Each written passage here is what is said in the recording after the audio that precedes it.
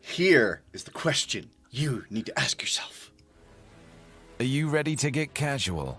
Grab your favorite adult beverage or combustible plant and join us for our roundtable TTRPG discussion. Oh yeah, it's time for Casual Friday.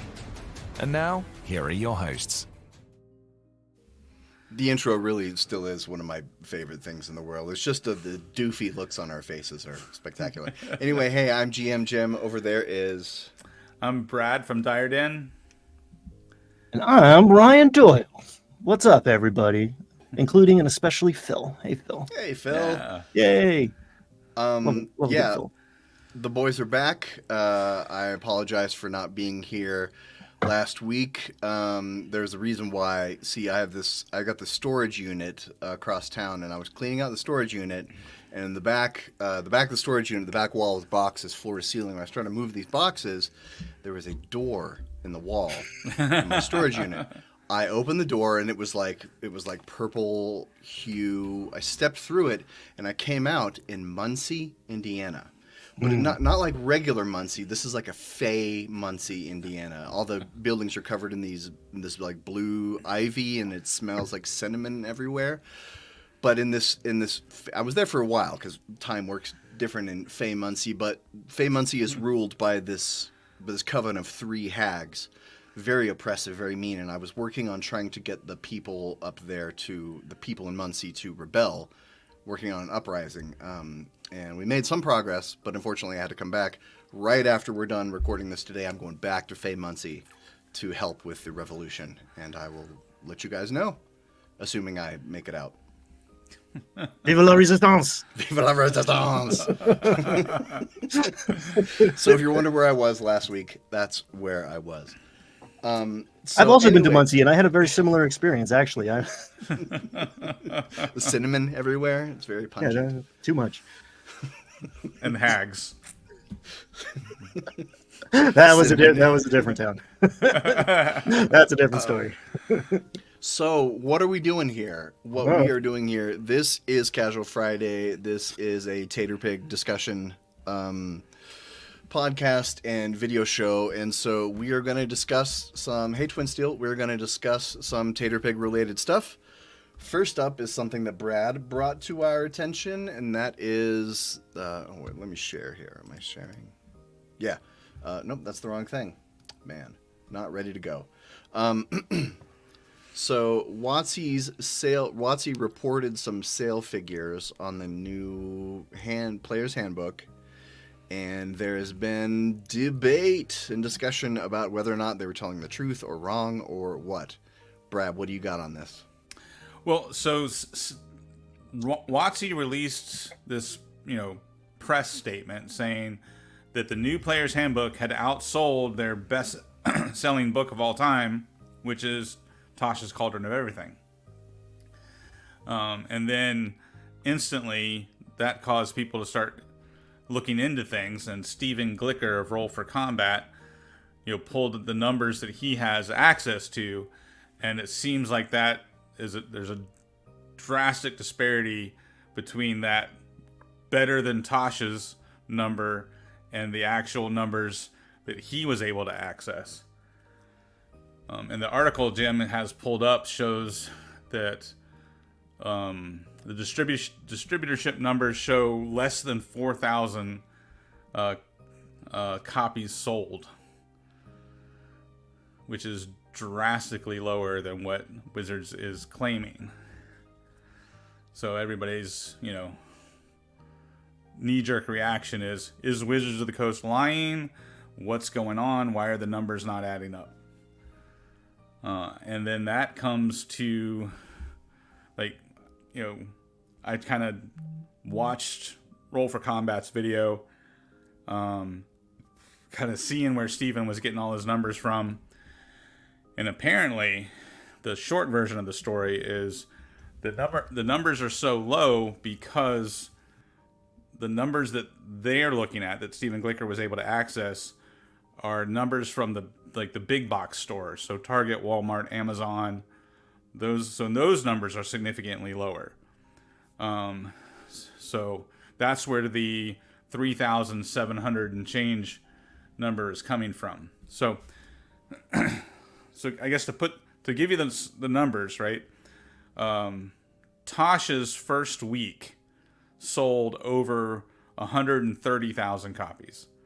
So when Wizards of the Coast is saying the New Player's Handbook outsold Tasha's, they're claiming that the New Player's Handbook has sold well over 130,000 copies. And Stephen Glicker's research is showing that, they've only sold 3,700 copies. That's a, significant disparity. But as it turns out, I think what we're actually seeing is because Wizards of the Coast did pre-orders through D&D Beyond and let the local game stores sell the book 2 weeks early, what we're actually seeing is that those two strategies worked. So Wizards sold more direct copies and your local game store sold more copies, and it's just the big box stores that are not selling that many copies. Which that to me seems like a good thing for the hobby, right? That more money is going to the company itself and more money is going to your local game store versus all the sales going through big box stores like Target and Walmart. Yeah, and in his coverage, Stephen Glicker ran around to he went to Barnes & Noble, he went to Walmart, Target. He went to big places where they would sell the new PHB that had the old PHB, essentially, they're selling D&D books, TTRPG books, but they didn't have the New Player's Handbook on the shelf. And he's in New York, right? Like he's not in Fay Muncie. he's running around the metropolitan New York City area. So it's look out for the hags if you do go. They're in New York too, actually. But the so I think maybe the story that I would believe. I mean, I'm willing to believe that WotC inflates their sales numbers, maybe, but that's like an FCC violation. Like I don't think that's the case. I think maybe there's some distribution problems happening because they laid off a bunch of people and they don't have a lot of institutional memory and they keep tripping over their own 2 feet every time they make a business move. Hey, Fred. But what they sold this week, I'm not surprised is a small portion of the total amount that they sold because they sold most of them before it went up for sale. The vast majority of people who are going to buy it in the first week are going to pre-order it 3 months ago, like Brad, and that didn't work out for some of them, like Brad. But I am not surprised. I'm surprised it's not on shelves in the major retailers. I'm also surprised the Amazon listing. If you try to buy it on Amazon today, you will see that it's the same listing. The 2014 and the 2024 PHB are in the same listing on Amazon. You got to select between the two, which they do. They're cooking the books every way they can beyond criminal activity, right? There's a reason to do that. But I see that tripping up some new folks. You're hearing new Player's Handbook, new Dungeons and Dragons. Oh, I haven't played that for 30 years. Or like, oh, I just watched Stranger Things with my kids. I want to get into it.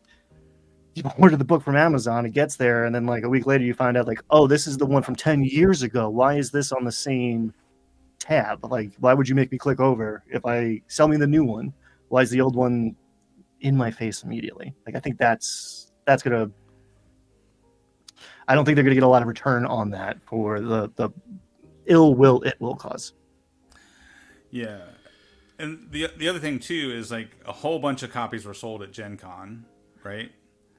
Which was like 3 weeks early. And then your friendly local game stores had the ability to sell it 2 weeks early. If you're like me and Jim, right? We pre-ordered it through D&D Beyond so we could get it early. So I think what happened is just a lot of people, like Ryan's saying, just bought the book 2 weeks, 3 weeks, 3 months, pre-order, early. So that would explain the difference in those numbers. And also the fact that you're getting it through the local game store or you're getting it directly from WotC versus, the big box stores. So, I think this is much ado about nothing. I have a lot of respect for Stephen Glicker. I think he's wrong about some things. I respect that he's a publisher. I am also a publisher of books, and so he talks a lot about BookScan. BookScan notoriously sucks at tracking digital sales. It tracks ISBNs. Print books, hardbacks, paperbacks get ISBNs. Digital books, like ebooks, don't get ISBNs. On Amazon, they get ASINs. And on other, like Barnes & Noble, other stores, they have their own tracking systems. But most, you can get an ISBN for an ebook, but there's no reason to. It's just wasted money. But BookScan, Nielsen, the company that makes BookScan, the same company that does the TV ratings stuff, they make BookScan. They can track paperback sales pretty well. They can track paperback sales from Amazon, from Walmart, from Barnes & Noble, from a lot of international booksellers we don't have here in the U.S. What they can't do is BookScan has no insight into D&D Beyond sales, digital or physical. They have no insight into pre-order sales. And one thing in Steven's video that he pointed out was there's a way, it's hidden on Amazon. It used to be really obvious on Amazon, but now you can find where things are ranked. Like you can go to the Amazon bestsellers. It's a separate category. You can go into bestsellers and see what all the bestsellers and books are.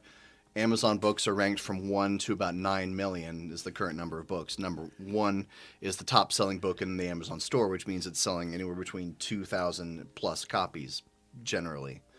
When I looked about 5 days ago, the Player's Handbook was at rank 1138, which means somewhere between 100 to 300 copies a day is what it's selling. And that's paperbacks. Obviously, they can't track ASINs if people are doing digital downloads. So I think the reason what I think was Ryan mentioned how they joined the product.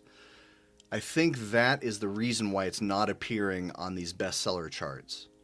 Because Stephen Glicker looked through the hot new releases and it wasn't there. Hot new releases in fantasy specifically, and it wasn't there, which I think WotC did something dumb in their Amazon account, and they tied these two ASINs together. And so when it went out, for some reason, Amazon algo doesn't think that this is a new product. So it's keeping it off the hot new releases chart. Because if it's at rank 1100, that is certainly enough sales to get it onto hot new releases. So there's something weird with the algorithm there. I would bet within a week that'll all be sorted out, and you'll be able to actually find it on charts. So that is my take. Yeah, that all makes sense, right? And my thought was, if the way they launch the book means the local game stores are selling more because of the 2-week early thing, like that's ideal, because that's been a lot of people's concern, is that with D&D Beyond and WotC keeps talking about digital, right? That was going to hurt local game stores. But if they keep doing what they just did, right, and they're letting the local game stores release the book 2 weeks early, at the same time they're coming out on D&D Beyond, right, then WotC's accomplishing two good things, right? They're keeping sales in-house, and they're promoting sales through local game stores, And maybe this is why, right, we saw them dissolve their relationship with Penguin Random House, because they don't want to go through the big box stores as much, because their goal is to sell the books themselves or sell them through the local game store, because they know the local game store has to exist in order to support local play, right? So maybe they did something right here.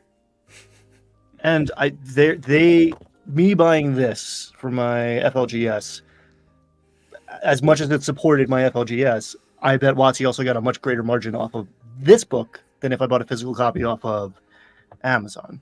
And then you got, now I'm not going to presume, Fred, that you actually bought the new PHB, because I have my theories, but there's a lot of places that are in America, which we Americans tend to forget sometimes, where you can't, like, you still don't have access to a physical copy of the book. And a lot of those folks, and again, Fred, I'm not going to assume that you bought it, but a lot of people are buying the book on D&D Beyond, which WotC is obviously considering a purchase of the new PHB.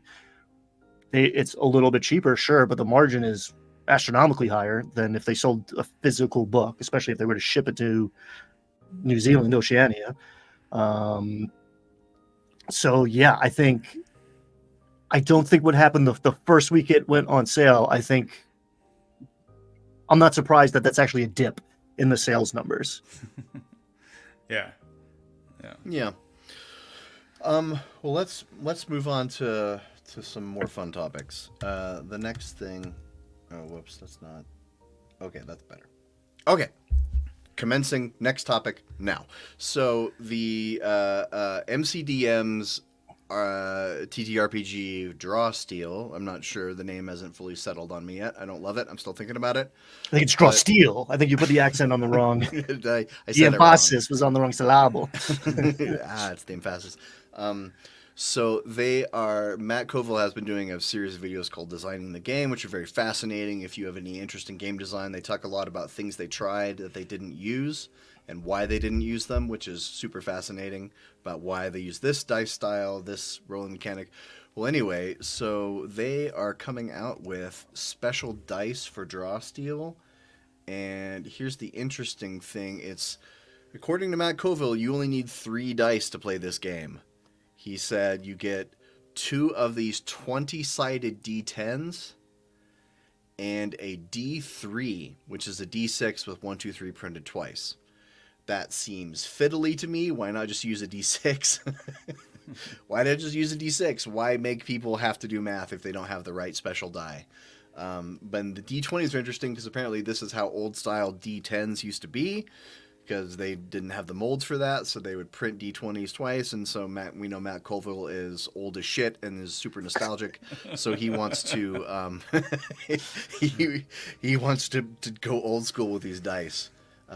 Which I don't know. What do you guys think about this? They're kind of expensive. It's like $25 for 3 dice. Yeah. To be fair, I mean, one, I hate the part of me that covets this. Like there's a dice goblin that lives inside of me, and I'm feeding the wolf that's gonna eat that goblin. But I want these.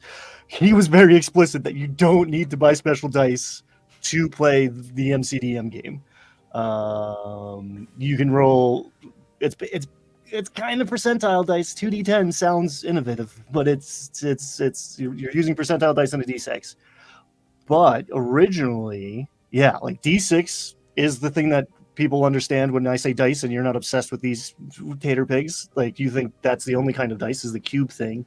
But the d20 was around for a very long time as essentially as the percentile dice. It was 2 rounds of 1 through 10.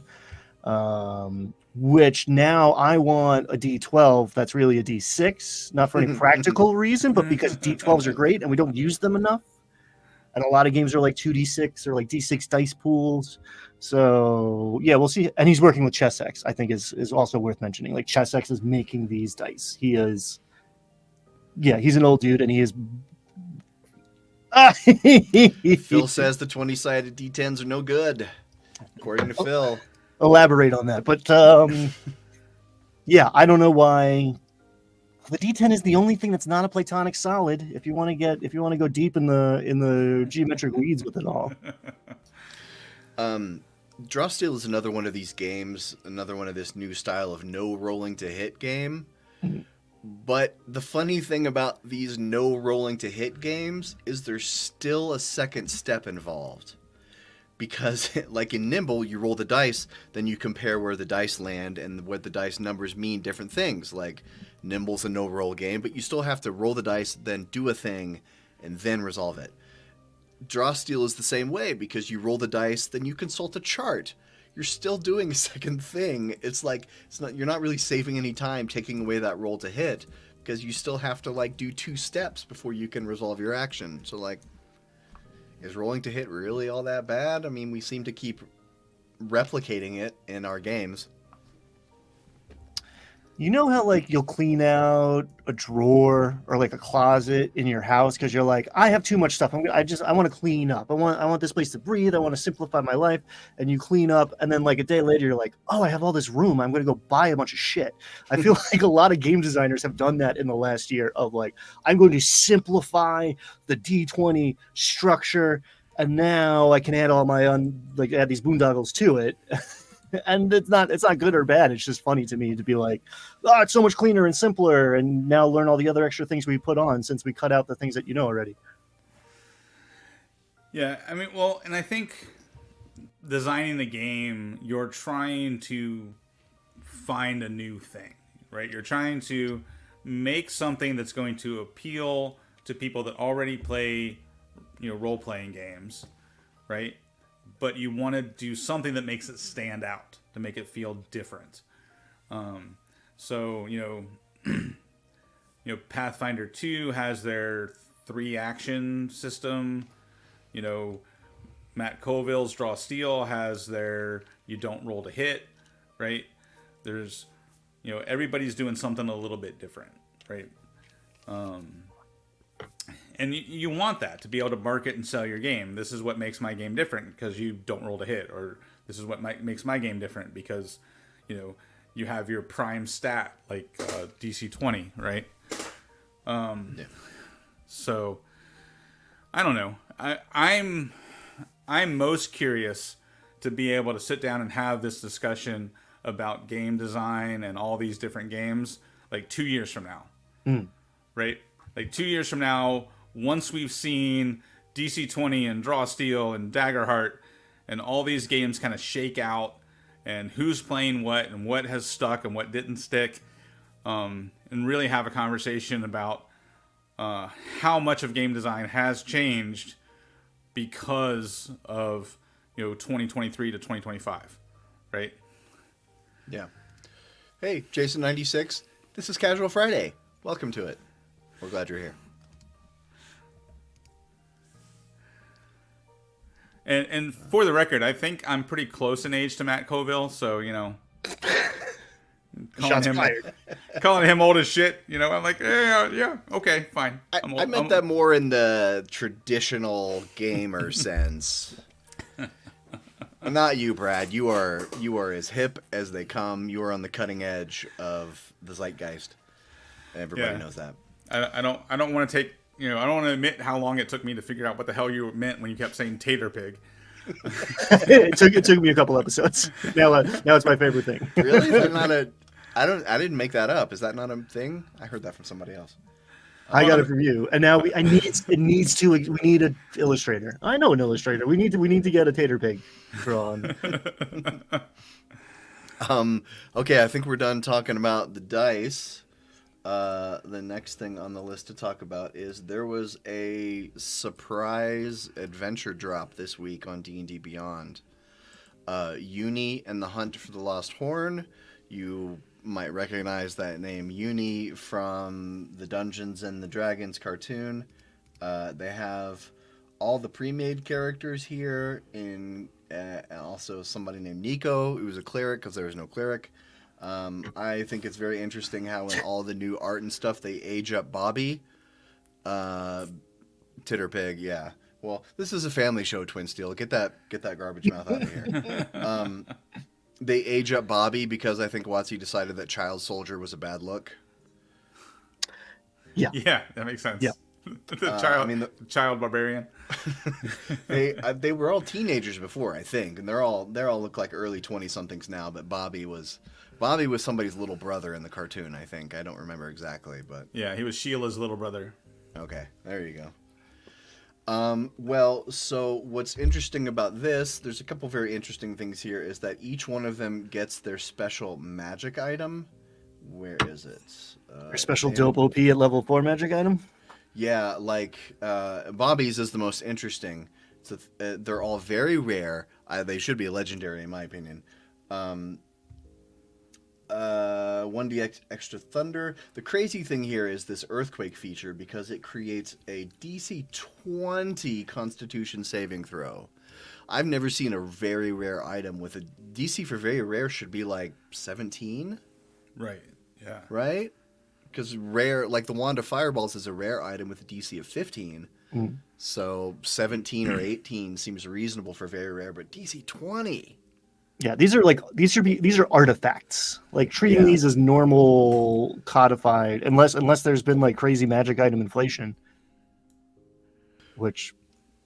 But I think it's very thematically fitting to the cartoon because you just have they're level 4 pre-made characters, but then they have each one of them has this unreal, insane magic item. Yeah, I'm That's not mad that way the cartoon beyond their characters power get level. them. I'm mad that they're very rare.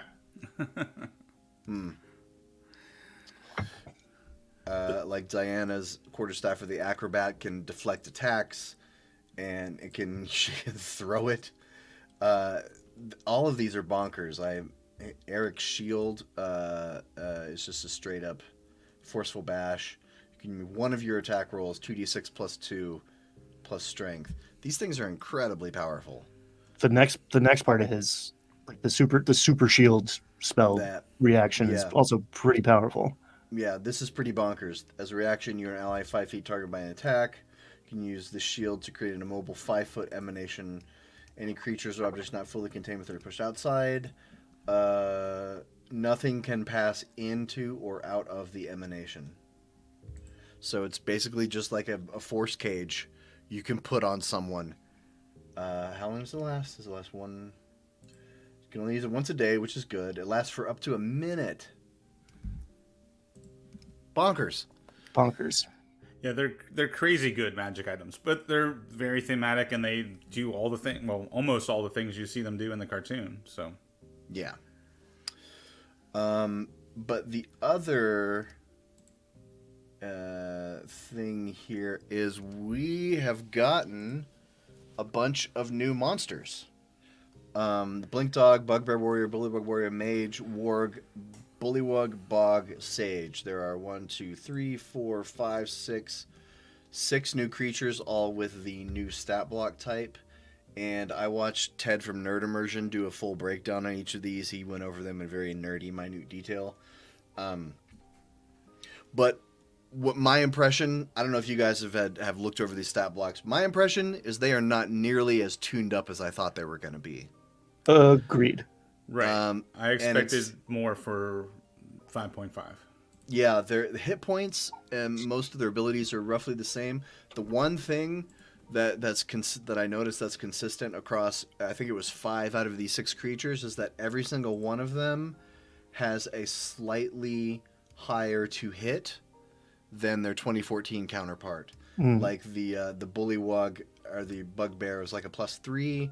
The next one, the Bullywug, was like a +4 to a +3. They all have a little bit better chance to hit, which I guess is one way to combat the problem of the temporary hit point scourge from 5.5. There's a lot more hit points run around. There's a lot more healing run around. So how do they make the monsters tougher? Well, I don't know. Is hitting just a little bit more often equal to that? Also, these are low-level creatures. We don't get anything that's like a CR above 1, I think. Well, the mage is meteor. The mage has more HP. Yeah, he's got twice as much hit points than they did. So I'm wondering if we're seeing, because like the bugbear's damage went down a lot. Maybe that's good. Like, you tell me the monsters are losing damage, I don't like it out of the gate. But like bugbears were train wrecks. If I got sneak attack on a 1st level character or a 2nd level character, even a 3rd level character, like they're dropping in one hit, and potentially they're dropping negative far enough that there's no death saves on the table anymore. So yeah, the Bugbear at challenge rating 1 was the exception to the rule. It was one of the more powerful CR1 creatures. So if we're balancing, if we're adjusting everything the way it should go, then like cool. Also, we see Bugbear Warrior, right? And my first instinct is like, okay, that's the same thing. It makes me think we're getting other cool versions of Bugbears, but like this is maybe not a 1-to-1 perfect relation to the bug. It's awfully close. So if it's not, it's a knockoff. But same thing with the Bullywug. It's a Bullywug, war of them. Any of them have DR? Damage reduction? No. I don't know if that's gonna be a thing. Some of them have reactions and bonus actions, though. Yes. So that I think that is something that will improve their action economy. And I noticed that in the monster stat blocks that came with what's the newest anthology adventure? The staircase. Yeah, the Infinite staircase. Infinite Staircase. Yeah, that a lot of the monsters in Quest for the Infinite Staircase had additional bonus actions or reactions. So I think that could improve. Like, so if more monsters have a higher chance to hit and they have extra actions, that could start to offset things. We also don't know what the encounter builder is going to look like. So we might also find out that they're just going to tell us to throw more monsters at a player per encounter.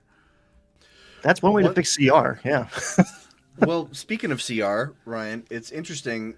These CRs and the XP values are the same. They didn't used to include the proficiency bonus right here, but I went and looked through all the stat blocks, and they're essentially, they said there was like a new encounter creation system, but their XP assignment by CR is the same. So I don't know. Well, I think Brad might be onto something, and I'm cautiously optimistic because there's two parts of the equation, right? So if you got the variables, you got the CR, and then you have the equation that you're plugging these CR numbers into. And clearly that was broken from day one, and we never got the fix for it, really. You could like backwards engineer what they were actually doing in-house in all their adventures to make things feel a little more balanced than what the math would suggest. But yeah, there's two parts to this, and it doesn't just have to happen in the stat block. It could be more monsters or higher monsters for lower PC levels. Balancing is also overrated. I throw dragons at level 1. That's true. Balancing is overrated. But if you're going to make a system and pretend it's balanced, it better be balanced, right? I need to know what the balance is before I tip the scales, right? If your weight says 5 kilograms and it's not, I'm mad at you. Well, yeah. and one thing that I think when we talk about the CR being broken in the 2014 version, remember that multi-classing and feats were optional rules, right? Nobody treated them as optional. Everybody treated them as core. Mm-hmm. But those two things, especially if you're rolling for stats, as opposed to using point buy or standard array, right? Because generally, if you're rolling for stats, you're going to have higher stats. And if you're rolling for stats, you have multi-classing online and feats online. You just infused a bunch of power creep into the game. So, not that I'm, big on defending wizards when they do something wrong, because they do plenty of that. But if I was going to play devil's advocate on 2014 challenge rating, if it was built for the core rules and not the optional rules, right? Challenge rating's not that off. But we just didn't play it that way. Twin Steel says that Anto has a video about CR. I haven't seen that, but thanks for the recommendation, Twin Steel. I will go check that out. Might be seeing more of Anto soon. Maybe. Hey, check out his Kickstarter. It's dope. But I did, Jim, to your point about the magic items, before we hop off this topic, I did look while you guys were talking, and when I pulled up rare magic items, like the Arrow of Slaying and the I think it's the Wand of Thunder, or the Staff of Thunder and Lightning, or whatever, they're rare magic items and their DCs are 17. So okay, so you're right. They're DC 17 at rare? Or sorry, very rare. Very rare. Very okay, rare. Yeah. So, I was just basing that off the Wand of Fireballs. Yeah, so you're right there that some of those DCs being 20 for those magic items is high. It's surprising, yeah. All right, so Can I ask? Do you guys like the table for the ability score? Save like when they pitched it. Can you show us the stat block again? Yeah, like when they pitched it, I was like, oh, that sounds smart. It doesn't. It takes up a lot of room. It doesn't seem to do much for me. In a lot of ways, they cleaned them up, but I don't know. I don't think I like this. The one benefit I've heard about this design is that e-readers make sense of that better than how it was written previously.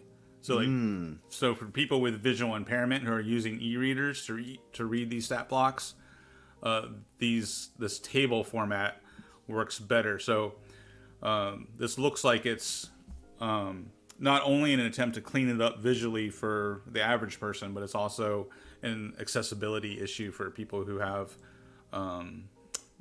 limited eyesight. Yeah, and fix their sloppy tables. Bad HTML. Yeah, I don't love the new stat block. I feel like it's extra information. I don't feel like we need to know that the save is +1 unless it's not +1. You're right. Like we got perception and stealth down here. This creature doesn't have proficiency in any saving throws, so that's a whole that's a column that's wasted. 2 columns that's wasted there. Now, I will say, like, gold stars for ease of use for like the more complex for like the casters, right? Like I'm not running a wizard when I'm running a mage, right? Because I'm also running other things. So the higher, I mean, we only see 2 higher level CR things, but the bullywug, whatever, wizard, shamany guy, and the mage, I like what they did with the stat blocks there. I also like the fact that the bugbears are fey. Like goblinoids have been fey in my mind, but if that's the way we're doing things, and the bullywug is fey too. Actually, that did not occur to me. Interesting. And again, this is not necessarily 1,000% what we're getting in the monster manual. This might all be different when we get the book.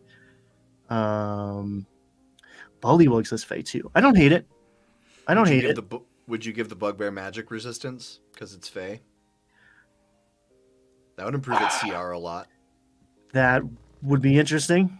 I mean, if you're fey, don't you have fey ancestry? No, not necessarily. Yeah. It's actually Hoven ancestry, I guess. But like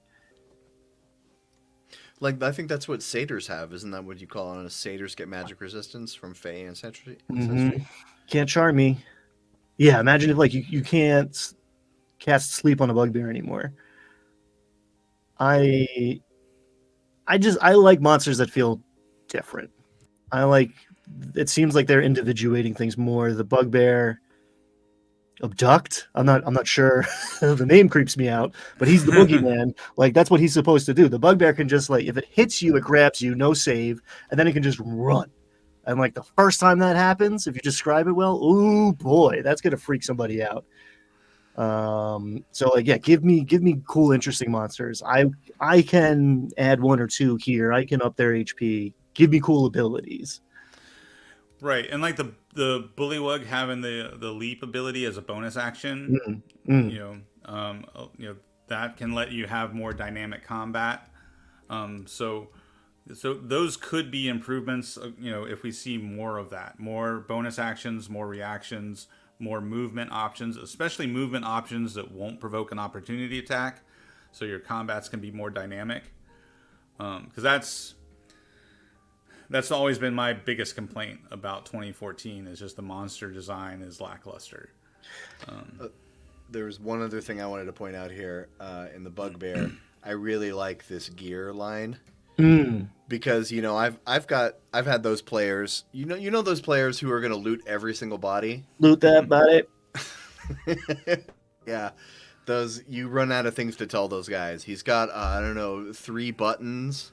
And half of a broken pencil. I don't know. A letter from his children. That's like the 3rd time you loot a body in the same night, and I'm like, please stop doing that. A letter from dear Daddy. Can't wait for you to come home. Have a great day at work today, defending our tribe. Insectile rapier for the bullywug who used to have a spear. Like if that's the level of flavor and detail we're getting out of CR 1/4 monsters. Like I am hopeful. Is it polished for the cartoon for this like release for the anniversary? Maybe, but yeah, give me cool, different, interesting things for all of these monsters. If you give me 300 monsters that all feel the same, I'd rather have 50 that feel different. Yeah. All right. Carrion So crawlers or not carrion? What are the baby carrion crawlers? Rock grubs. That's what rock grubs are for. the next thing on the agenda, real quick, I just wanted to mention this Time magazine. There's a special issue all about the Dungeons and the Dragons. The history. I haven't read it. I haven't read. It's like 100 pages, man. Do you recommend it? Aren't you an author? Obviously, I recommend this. No, but I'm mentioning it because my 9-year-old son bought this for me. With his own money, and I was just amazed by that. He's like, "Dad likes D&D. I want to buy that for him." So I don't know. Have you guys read this? Have you guys read? I didn't know magazines still existed. They do. Yeah. I haven't been to a doctor's waiting room for a long time, I guess. Hey kids, this is what the internet used to be. We used to call it magazines. Before the internet, this is what we had. This is what we took into the bathroom with us. This is what we read on airplanes. This was the internet. Doctor's offices, when we didn't have phones to look at, this is what we had. There used to be a shelf in your bathroom, or like one of those weird little like file holder things, because you didn't have a phone in there. If you were classy, if you weren't classy, you just stacked them up on the back of the toilet tank.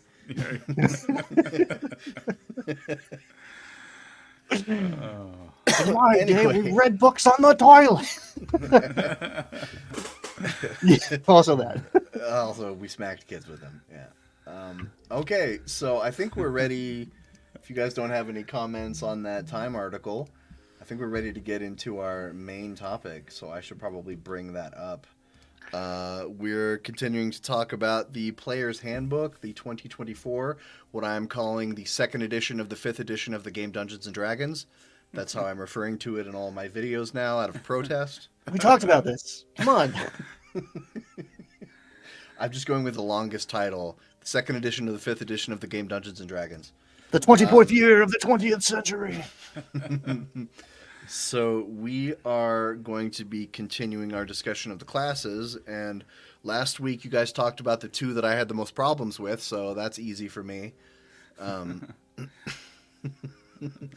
know, Twin Steel. I agree. 5.5. I'm voting for 5.5. I don't think I'm going to win. I think 5.24 is going to win. That's what. Let's give it 3 months. That it's going to be a lot less appealing when it's 25 out there. Yeah. So who wants to tell us about the 2024 Rouge? I'm sorry, Rogue. Looks like Rouge. And we did talk about the 2024 Rogue last week, didn't we? Oh, you did? Yeah. Oh, I missed that part. All right. So we're starting our conversation today with the Sorcerer. Did you? Is it worth $50? Do you have the old one? Are you going to use the new one? It's subjective. I'm not going to say yes. I'm not going to say no out of the gate. Having spent $50 on, like, this is pretty. This is real pretty. There's a lot of art in here. It depends how I like having a physical copy of a book. This is a good book. Did I need it? No. Would I have bought it immediately if I wasn't going to talk about it on the internet? Maybe not. I am running this at 2 tables starting next week, where both tables will have switched over to 2024. So I wanted the new book. I bought the new book. Some of us have not bought the new book and will not buy the new book. Yeah. Well, and our consensus over the last 3 episodes as we've been talking about this new edition is that if you really like 5th edition, but you want new toys to play with, you are the target audience for this book. Yeah, if you wish 5e was just a little bit 5e-er. 5-year. 5-year, a little 5-year, then this is what... I mean, I think it is the best Player's Handbook for 5th edition ever published by Wizards of the Coast. I will plant that flag in the ground. It is the best 5e PHP published by Wizards of the Coast. Yeah, And that's objectively true. This is I hate to beat a dead horse, but every week we talk about like the stupid stuff they did, and like just if they hadn't burned off all this goodwill, like it's the 50th. This is the best version of this book ever. They redesigned it from the bottom up and like actually organized it. So like page 1, how to play this game. That's a page 130 in the old one is how to play. Like there's a lot of good shit here, and if it wasn't just so hard to support this company. They make it really hard for us to love them. That is true. And I think people out there who perhaps are watching other YouTubers as well as us might think that like, oh, we're hamming up the hatred or whatever because it gets views and like we enjoy bashing. Like, no, that's not why we want to sit down and talk about this every week. Like we want them to stop fucking up so we can stop to be like, oh, look at cool. I want to talk about cool stuff. I don't want to talk about the stupid business model of some Fortune 500 company. Like stop making me talk about that and let us play this game. But yeah, I think we're a pretty reasonable. We have a pretty reasonable approach to talking about WotC and their woes, right? Like at least you guys are. I pop off sometimes. Well, but I mean, but we are feeling a lot of what you're popping off about, right? Like we feel the way you feel. We're just trying to like, be reasonable and be objective, but it's hard sometimes. Like it's easy to get pissed off at WotC. Yeah.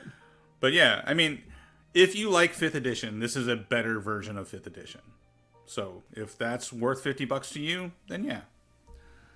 Here's one I never heard before. SWATC. Heyo! Got him. Got him. Okay, so we're going to talk about the Sorcerer today. Brad, tell us about the Sorcerer. Well, I think the the coolest change for the Sorcerer is also the kind of the most effective change for the Sorcerer is that you get this, what do they call it? It's basically like a Sorcerer's version of Rage. Right, you get you tap into your sorcery power, and while you're tapped into it, you get a +1 on your spell DC, and you get advantage on spell attack rolls. And it gives you a resource to manage that like the Barbarian Rage, it'll last for a while in combat. I think it lasts a minute, and it gives you cool advantages. So you can be that blaster sorcerer now because you get advantage on your attack rolls. So you're more likely to cast spells like Chromatic Orb and what's the Witch Bolt and stuff like that. Stuff where you have to roll to hit with it. You're more likely to cast it now because you can cast it with advantage, and you're less likely to waste a spell slot. Yeah, and it fits what a sorcerer is in my mind of like this. Innate is the perfect term for it. Like it's in you. You go Super Saiyan, and like, yeah, I got fewer spells than the wizard, but man, am I good at the spells that come out of me? Like that's what's up. Yeah, Fred. Sorcerers can still cast spells. And they can prepare more of them, right? So you used to get two spells at first level, 3 at second, 4 at third, 5 at fourth, 6 spells at 5th level, right? Now the new sorcerer, you still get 2 at first level, but then it goes up to 4 at second level, and by the time you get to 5th level, you have 9 prepared spells now. So you get to do a lot more as the sorcerer. So they fix that. Overall, the sorcerer is definitely improved. Is the sorcerer a prepared spellcaster now? Everyone's a prepared spellcaster now because I changed what that word means. Yeah, right. Yes. The sorcerer gets 1. No, this is paladin. You can most classes are now able to change out spells when you learn new spells. You can also swap one out too, that's why they're getting a little cute with the terminology. I think the half casters don't. Rangers and paladins do not. But I think all the full sorcerers, when you gain a sorcerer level, So it's weird that I wonder why they decided some classes get to change all their spells, one spell, none of them. How do they make that decision? Yeah, it's just they're all considered prepared casters because they can all change their spells at some point. It's just some of them do it daily, some of them do it when they level, right? So they kind of, like Ryan's saying, they changed the definition of prepared spell casting. But I guess they do it so that the classes feel a little bit different. And it takes away the opportunity cost of like, oh, I'm going to try this utility spell, this suboptimal spell, like making that choice at level 2. Like, oh, I'm going to be stuck with this for the rest of the time. Like, I don't know, something like sleep that doesn't scale well is an easier thing to take because now I can swap it out later. I like the ability to, like, at least in a limited way, respec the character as they grow. I also like Font of Magic and Meta Magic coming online at the same time, because it used to be, here's your sorcery points. Right. In a level, I'll let you spend them on something. Like, yeah. Well, and they changed the flavor of the sorcerer a little bit. So it's not like magic is in your blood, right? It's some event has happened to you, right? So they kind of changed that flavor. So you have a kind of a little more creative options with your sorcerer backstory. So it's not like you necessarily had to inherit this through your bloodline. It could be that, you stumbled across something, back when you were a farmer and you got infused with this magical ability. Yeah, you fell into a portal to like Mechanus or something, and now Clockwork's in your dome. Faye Muncie. Faye Muncie. My favorite part about the sorcerer is this new cantrip. This new cantrip is excellent. Sorcerer's Burst, 1 action, 120 feet. You can make a ranged attack roll, 1d8 of damage, acid, cold, fire, lightning, poison, psychic, or thunder. You can choose every single time, which makes this cantrip, it's great at low levels because it doesn't really matter what damage type you're using when you're a level 2 sorcerer. But when you're level 12 and you're going up against monsters where figuring out their resistances and immunities is like a puzzle in every combat, being able to just change the damage type of the same spell is awesome. Also, it has a version of exploding here. If you roll an 8, you can roll another d8. And it says if you roll an 8 on a d8 for this spell, it says a d8, which means if you're 5th level and you're rolling 2d8s and they both roll 8s, you get to roll 2 more. Or if you're using your innate sorcery thing and you're attacking at advantage, there's 10% chance you're going to crit. So you're going to be rolling double the dice, which increases the chance to get more 8s. So this spell, if you wouldn't think a 17th level sorcerer is probably going to use too many cantrips, but if you're doing 48 at advantage and you can pick the damage type, that's not a bad way to spend your turn. That's legit. Well, and with meta magic, if you're able to do other things on your turn as well, right? So it's like the casting this cantrip might not be the only thing you're doing on your turn at 17th level. Yeah, you're going to quicken spell and do it twice. That's probably what you're going to do. Or you can re-roll damage. I forget which meta magic ability is off the top of my head, but like you can re-roll damage dice. I don't know if I would use it on a cantrip, but if I'm fishing for exploding 8s, if I'm playing crazy 8s now, it might be worth spending a couple points, re-rolling the 1, seeing if I can pull another 8, and suddenly that's an extra 12 points of damage on average or something. Is a good one. I like it. Yeah. It's flavorful too. Like, I'm sure the optimizers, if they crunch the numbers on this, are going to tell us that you're probably still better off casting like Firebolt at D10, right? Mathematically. But this feels very sorcerer-esque. Right, the chance of the exploding dice, the ability to cast multiple different types of damage. It feels very sorcerer, which is always a balance that you're trying to achieve when you're building a class for a game. Right? You want it to be effective, but you also want it to be flavorful, and trying to marry those two is sometimes difficult. Looking at you, Ranger. But yeah, I think this is a fun cantrip, and it definitely fits the sorcerer theme.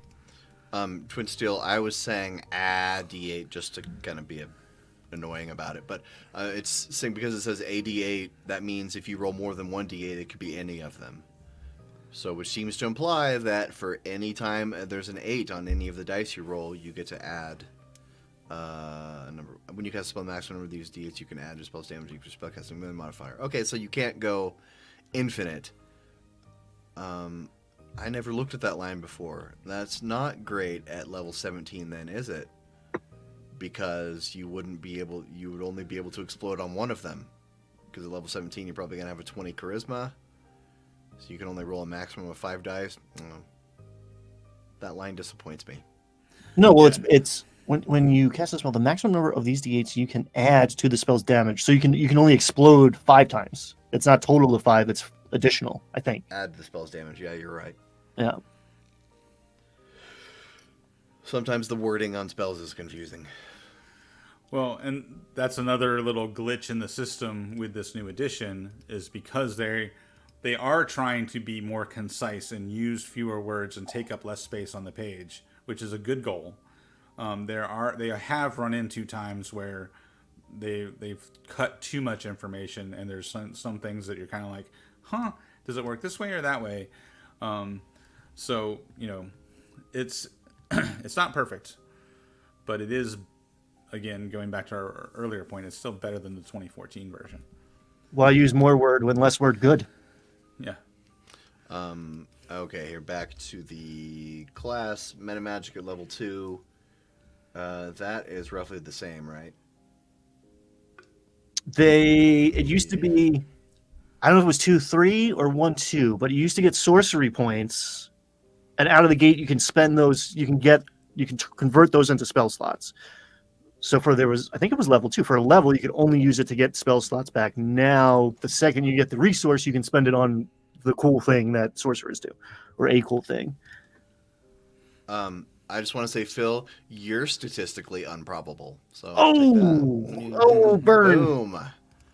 Accurate.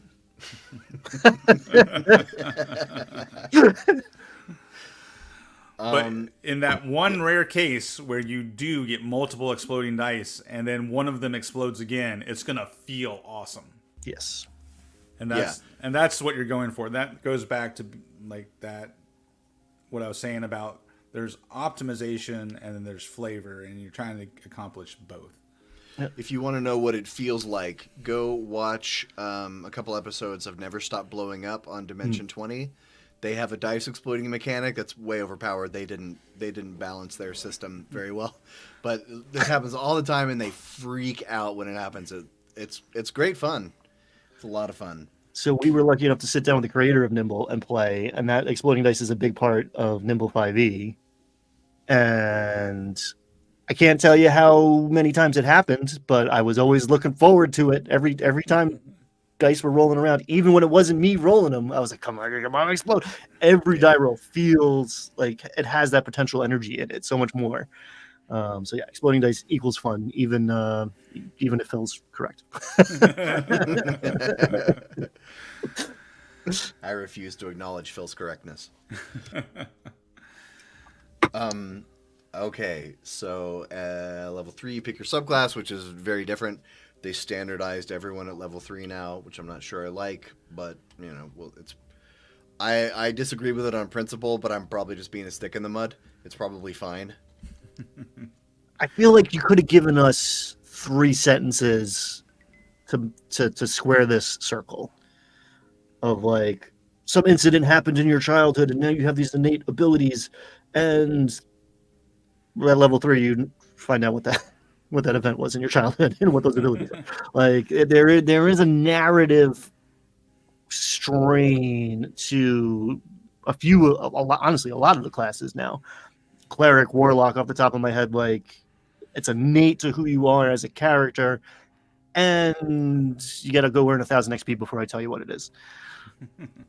Yeah, well, and I think what would have been helpful is like some like guidance, and maybe we'll see that in the Dungeon Master's Guide, because there's narrative potential here, right? This is something you could work with your Dungeon Master. My character had this event. I'm not going to fully find out the impact of that event, whether I'm a warlock or a sorcerer, or even like the cleric not getting their subclass until 3rd level, which deity am I really going to serve out of this polytheistic religion that I'm a part of, right? There's some narrative potential here as you kind of unlock your magic and where the magic is coming from, so that could be worked into the story of the game. Fred makes a good point here about standardizing subclass levels would limit multiclassing, which, yeah, I can see that. Yeah, and they've done other things to limit multiclassing, like Fighter's Action Surge no longer can be used to cast the magic action. Yep. You can't do the magic action with Fighter's Action Surge. So that prevents that 1 level fighter dip for your sorcerer or warlock build or whatever that people used to do. So there's a lot more places in the game where it'll say things like you can do this temporary HP equal to your ranger level or your paladin level. They use that language in a lot more places where things were previously just tied to more like proficiency bonus. So you take 1 level of this and you can have access to the full, at level 9 4 times a day or whatever. So there's less of that. Yeah, they definitely closed some loopholes. They did that with the wizard too. If we have time to talk about the wizard today, maybe we can point out another example of that. At level 5, you get Sorceress Restoration, which is, I think, pretty much every class gets some kind of short rest benefit now, right? Mm-hmm. I like them incentivizing short rests more. I like it too because I've been a warlock in a party of like ranger, cleric. I don't even remember, but everyone was a long rest character besides me. And after every fight, I'm like, boy, that was tough. We should go sit under the tree for an hour, right, guys? And they're all like, never. I'm like, I got 2 spell slots. Come on. This is built into how my character. This is an assumption that makes my character almost as okay as yours. If we don't do it, then it hurts. I think warlocks are more than okay. Yeah, we'll talk about them today. Yeah, so you can get half of your sorcerer level rounded down. There's an example of a place where it specifically says sorcerer level and not character level or proficiency bonus. So once a day, you can get half of your sorcery points back, which is interesting because the monk once a day gets all of their focus points back. So, according to this, sorcery points are twice as powerful as focus points. Maybe. Or monks have twice as much control over their internal calibration. Jeremy Crawford, get at us. Tell us the real answer. What is Please it? don't. Hey guys, if you're ever at one of my tables and you bring up Twitter to tell me what I should be ruling, I don't like it. That's one of my house rules. I don't care what he said on Twitter. I don't have a lot of house rules. That's one of them. Wizards and Warped Drives is here, guys. He missed the first part. We should start over. Oh, yeah. Welcome. Just kidding. Play the intro. Are you ready to get casual?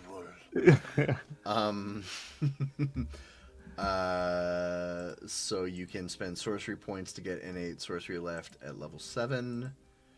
And then we skip right away to level 19. Do you guys have thoughts on the new meta magic options? Well, I mean, they're mostly the same, right? Yeah, how new are... I don't... Off the top of my head, they didn't feel all that new. The twin spell... The twin spell and quicken spell, those are the ones they addressed, because those are the ones that were, I'm pretty sure transmuted came from Tasha's. So that's one that got uplifted. I don't want to go out on a limb, not because I'm afraid of like someone coming back and telling me I said this, but because I don't want to be disappointed. I've been hurt too many times. But it feels like there's some breadcrumbs, some like tea leaves that like damage type is going to be more important. And I might just be seeing what I want to see. But the Sorcerer's Burst that you were just talking about, the cantrip, like it does seem like we're getting more and more attention paid to something that I feel like could add a lot of flavor and mechanical benefit that in 5e felt like a missed opportunity a lot of the time.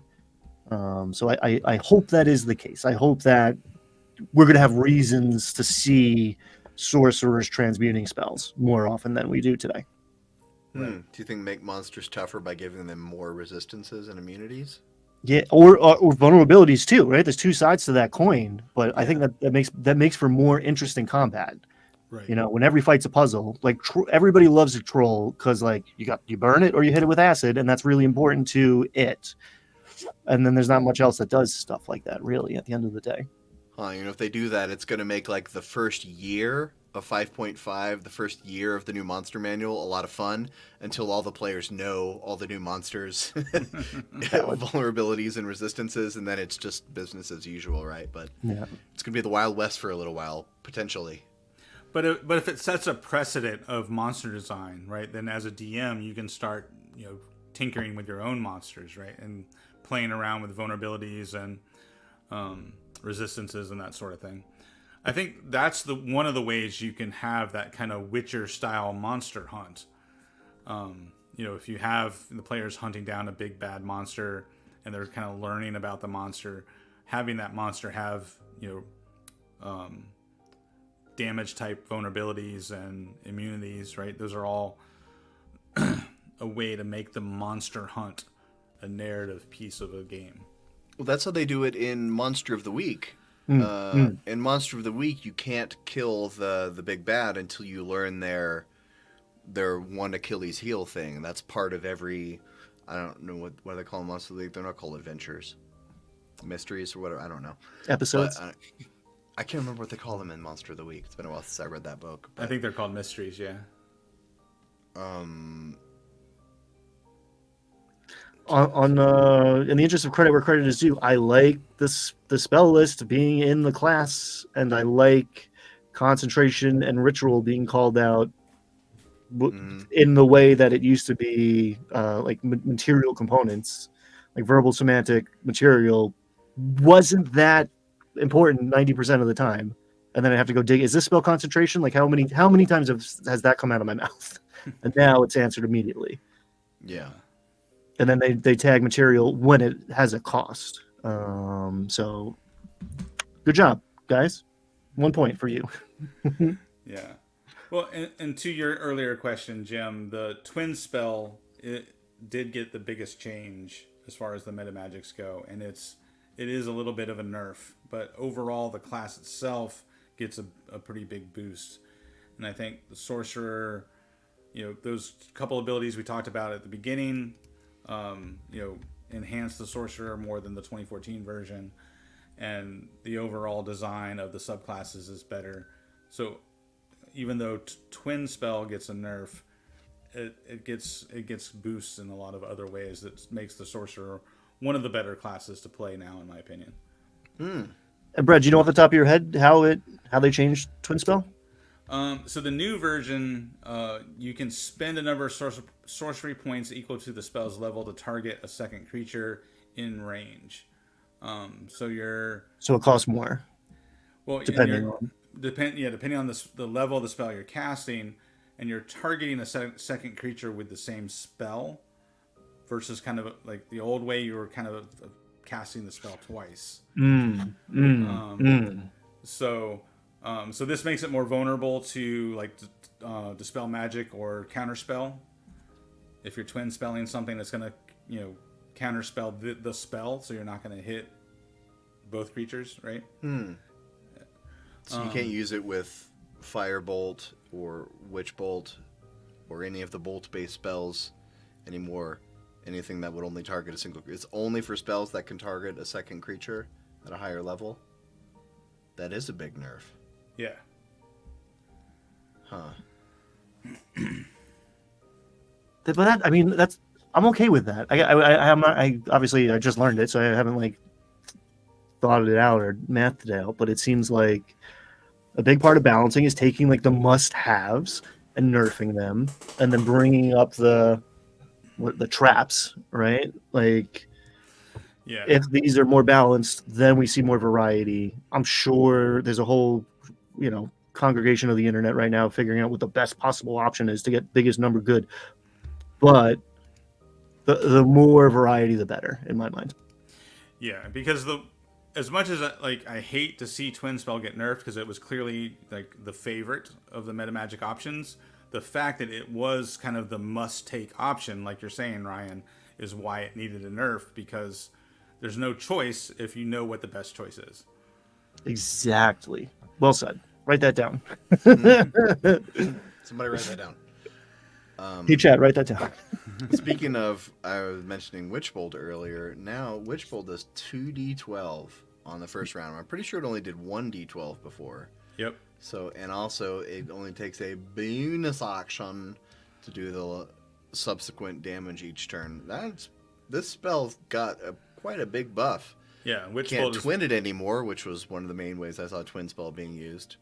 Just a dual zap people each round. But yeah, that's for a first level spell. That's not too shabby at all. Yeah, it's actually usable now. It used to be like only usable if you were going to Twin Spell it. Yeah. Now it's actually useful. And I've talked so many new players out of taking it because I was like, I know this looks awesome. It's not, but like it should be badass, and now it is. So yeah, I like it. Yeah. I do have to go at 4:25. So. Okay. Oh, it's late. Yeah. Jay, this is something that we've been saying this for months, holding our breath to see what happens with the monster manual. Yeah. We've tried to make this caveat clear that we are only reviewing a third of the game when we talk about it on the show, because there's so much we just don't know. Yeah. Oh. Should we just talk about like sorcerer subclasses instead of diving into warlock, or do we want to like? We got 15 minutes, 13 minutes. I think we can dive into warlock if you want to cover that. I mean, sure. I think the short answer on the sorcerer subclasses is they're all good now. There's not really a bad one. I think they all work well. And wild magic is better. And wild magic is better. Yes. I'm a big fan. Yeah. But yeah, so the warlock gets. Are we ready for warlock? Is that what I'm ready for warlock. Go ahead, start talking. I'll find the screen share. The warlock gets more invocations now. I think it gets 2 more invocations than it used to, with the caveat being that your warlock, what are they called? I'm drawing a blank. What are the not the pact magic, but the pact of the chain, the pact of the tome, and the pact of the other guy? Blade. Yeah, the pacts are now invocations, so you don't have to take a pact, and you can take more than one. So this is great because for a lot of builds, none of those 3 worked. Mm-hmm. So the fact that you get 2 more invocations, but you're going to use one of them on a pact, if you want a pact, you're effectively netting 1 extra invocation that you didn't have in the 2014. Yeah. And that's kind of the biggest change to the warlock. So it gives you more customization because you're not locked into one particular pact, or you can take more than 1 pact, and you have an extra invocation in your hip pocket to customize your warlock even further. So I was just going to say, I just want to say overall with the warlock, the fact that they did not go with the changes in the Unearthed Arcana were enough to make me happy that I like this, because they were testing some wild shit in the Unearthed Arcana about the warlock, making them like a half caster, making them a full caster with a full slot of spells, and I was just like, do you guys not understand this thing you created? Warlock's got to have the pact magic. It's part of the deal. And it's literally capital D, the deal. It's the deal. When you play a warlock, you're not going to have as many spell slots. And now, people who are new to warlocks are going to complain about that. But after you build your second warlock, you're going to be like, oh, I get it now. I build my Warlock around Eldritch Blast, and then my spell slots are for utility or movement or control. But I damage with Eldritch Blast, and then once you accept that, the Warlock is amazingly fun to play. But if all you can do is be like, well, it's the second round of combat, and I just used all my spell slots, I guess I got nothing to do, you're playing the Warlock wrong. And I think that's the misunderstanding of, like, you know, if you rank the rogue the worst class in the game because you're just looking at damage per round on average or whatever, like, woof, you're looking at a third of the game by a different measure now. But like, rogues are good. Warlocks are good. Well, and I have a player who, almost always plays a warlock, and they like the fact that they are handcuffed to Eldritch Blast and Hex. Like, they like that because it takes the decision making for them out of combat, because they are far more interested in doing creative stuff in the exploration and social part of the game. They're not a very combat centric player, so they just like to know what they're going to do every turn in combat, because they're saving all their creative juices for all the weird shenanigans that they're going to apply in the other two pillars of play. And that player largely drives our narrative for most of our campaigns. It's, whatever his shenanigans get up to. Like in our current campaign, he is quickly turning into a mind flayer because he let the slug climb into his ear. He Nice. wanted to become a mind flayer. So he's going to end up being the big bad of the campaign. The warlock in the campaign that I just ended, if we went like a few more levels, would have been the big bad. He was going to merge with the dead death cleric. It was a whole thing, but like 100%, it was just going to be, I was going to have to stat out his character and hand him somebody else. There's a lot to be said for the simplicity of knowing what you're going to do on your turn. For example, I'm playing in a neighborhood campaign right now, so some people in my neighborhood. And there's one guy named Noah, and he's brand new, and he picked a druid. He really wanted to be a druid. He said he played a lot of Baldur's Gate 3, so he thought he'd be fine. But when it comes to his turn in combat, like, we all get up and go get coffee. Because, like, it's going to be a while. While Noah looks through 500 druid spells and beast shapes and figures out what he wants to do. Because he's brand new and he doesn't know what to do. And he's, like, does a lot of, it's just sweating. We're just like... you pick the most complicated class in the game. This is kind of what you're going to get. Yeah. Well, and kind of along the lines of the Warlock and how the Warlock character can really drive a campaign because of the patron, the other new feature that the Warlock gets is their level 9, they get their Contract Patron feature, which gives them the Contract Other Plane spell. So... now it's actually built into the game. The Warlock has a direct line to contact their patron. And, not only is this flavorful, but it gives the Dungeon Master an opportunity, to kind of guide the direction of the campaign through the Warlock's patron. Which is just, it's a useful narrative tool to have that relationship.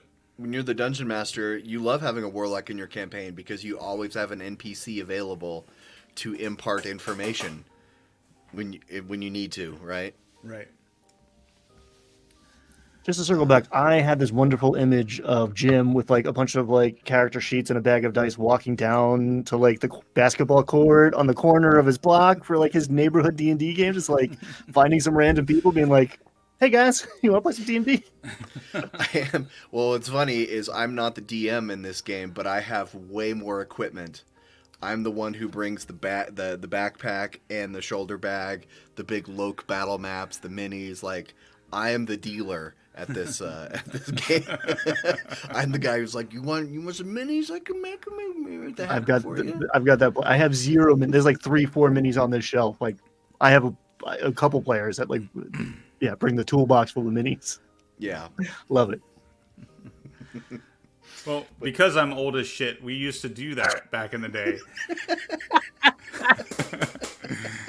with the Marvel superheroes role-playing game, because it was a box set and like the whole game fit into a box. And so you'd I would grab the Marvel Superheroes box set and I would walk to the nearest elementary school where they had like these concrete tables on the playground, and I would sit there and I would run games of Marvel Superheroes RPG for the neighborhood kids, and those were fond memories of like 13-year-old me hosting Marvel Superheroes role-playing games for whoever just happened to be walking by. It's like, hey, you want to play this game? Yeah. Hey kids, back before the internet, you just hung out with who was around. Right. That was it. They might suck, but they were who was around, so you figured it out. It's like, how far can you walk or bike? That is your options. Right. And we didn't have water bottles. We were thirsty. We drank out of the hose. If you don't know what a hose tastes like, congratulations. Yeah, I am a customer. I am very much. I thought I was a millennial because on paper I'm a millennial, but like I have a lot of Gen X sympathies. So like, I had it hard. Like, I'm not going to be the bigger person. Just leave me alone. I get it. I do. I'm sympathetic to that appeal, and I know what hose tastes like. So we got 5 minutes left. Any last thoughts? No control to it either. Oh, shit, Twin Steel. As maybe caused by the hurricane. Yeah, I know. There's a couple hurricanes going down. The United States at the moment. Well, Fred, you're cool, right? I know Asheville's underwater. Yeah, we're cool. Okay. We had a bunch of wind, but nothing serious. So yeah, good. Yeah. Good luck, Twin Steel. Be safe. Yeah. So we only got a couple minutes left. Thoughts on the Warlock to wrap it up? The Archfey Warlock is now good, and it's. I mean, if you want to build Nightcrawler, you can build Nightcrawler with the Fey Warlock. You just teleport all over the place now. You get Misty Step, and you can cast it the number of times equal to your Charisma modifier, and so you can be the guy with the rapier who's just teleporting around, stabbing stuff and then in between that you can be shooting your Eldritch Blast. We didn't get the swashbuckler rogue in here, and I think that the Fey Warlock could actually scratch that itch in a lot of ways. It's not quite the same, but it is like the suave face who's like, yeah, just it's the slickness. I like it. Yeah, like if you don't want to be handcuffed to Eldritch Blast, you can make like a Pact of the Blade Warlock and go Fey Pact and teleport around and stab stuff. That's a cool build now. Yeah, we want everyone to be safe out there. If you want to come west far enough and come all the way to Colorado, you can help Noah pick his spells in combat if you make it all the way out to Denver. He needs some help. Dude is struggling.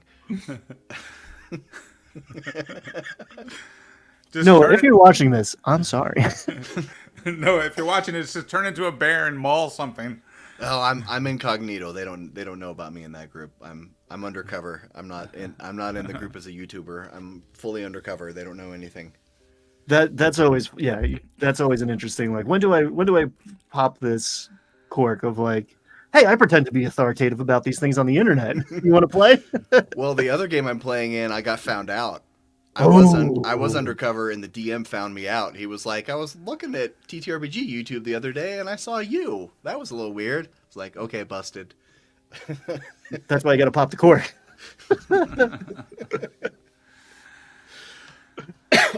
All right. Well, we are just about out of time. And so this is the part of the show where we end the show, and you've come to that now. Does anybody have any last thoughts, any quick recommendations, anything out there in the world we need to check out? If you're into tabletop strategy games or skirmish games, check out Steel Rift. I just came across this game, and I'm super excited about it. I just spent a bunch of money to order a bunch of stuff. That's my recommendation of the week. Brian, you got one? I bought a copy of Morkborg, and it's on the way, because like that was one where I was just like, I haven't done the deep dive because that's not it's an art object. I need the physical book. PDF doesn't do that game justice. So that's what's on deck for me. Yeah. My recommendation is the Vince McMahon documentary on Netflix. If you have any interest at all in pro wrestling, it's crazy fascinating. There's all kinds of stuff that went on that was only becoming public now. Crazy. Anyway, really good doc. Really good doc. Blue Eye Samurai, I just watched. Phenomenal. Phenomenal. Good stuff. Yeah. It's like one of the coolest things. Like they make so many crazy choices to make this animation cinematic, and like clearly they do the hardest thing to prove that they can again and again and again. And like story wise, just beautiful. But you could watch it on mute. Beautifully done. All right. Well, that's it for us. We're out of here. Thank you for watching. And